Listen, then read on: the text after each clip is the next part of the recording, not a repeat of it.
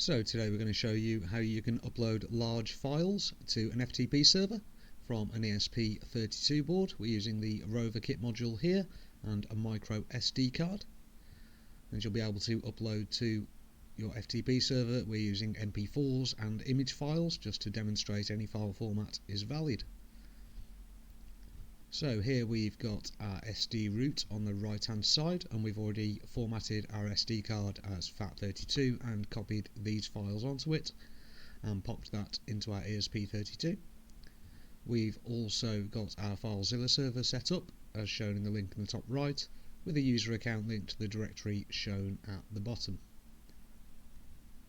So we have our sketch, which is available for download, a link in the description.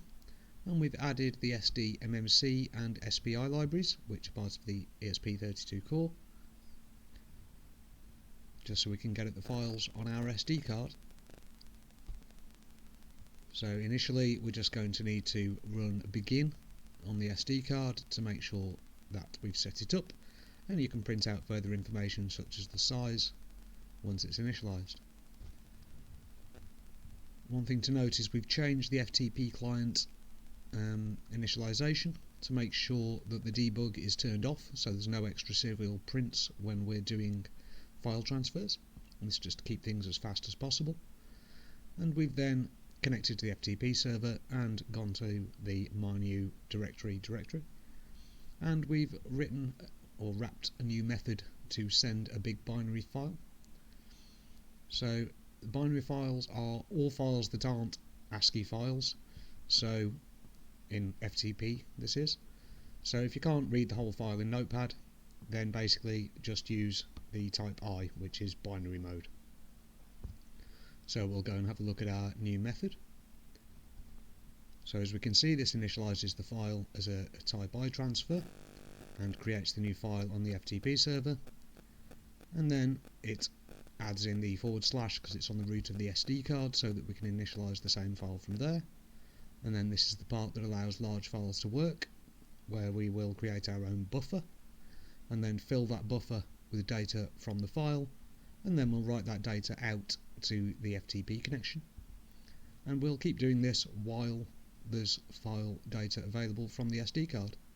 Then we'll simply close the file on the FTP server and then on the SD card. So this makes it quite simple for us to just now specify the files to upload, as shown here. So if we build and upload this onto our board, which has already got the SD card with the files on inserted, then we'll be able to see this in action.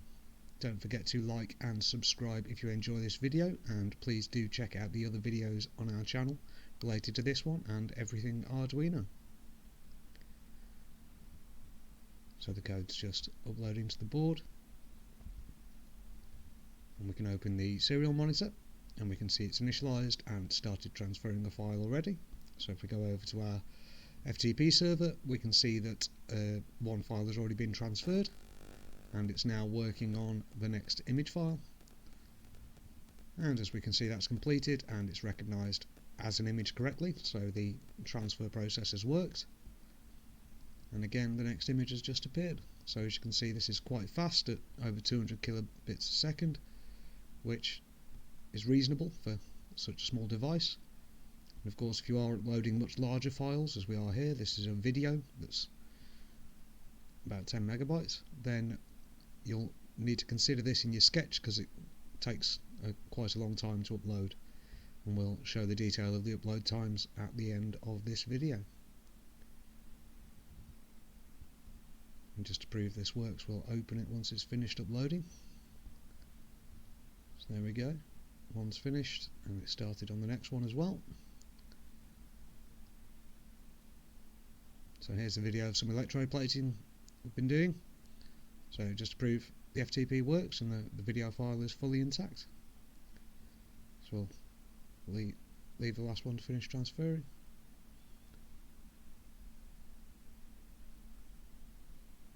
Of course, this will take a while, so it's a much larger file. So here it is completing, and again we'll just open that to validate that all 30 odd megabytes of file have been transferred successfully and we haven't lost any of the formatting. as part of the transfer. So there we go. So any file you want to transfer to your FTP server from your SD card or from your ESP32, you can just simply transfer in this way, and it's quite simple and quite quick. And just to show the upload timings which we've got from the FTP server, we can see how quickly the file's uploaded and how many seconds it took. And as you can see, our 33 megabyte file took just over 2 minutes to transfer, so do watch out if you are transferring large files from your embedded devices as to how long they'll take and any other actions you need to perform.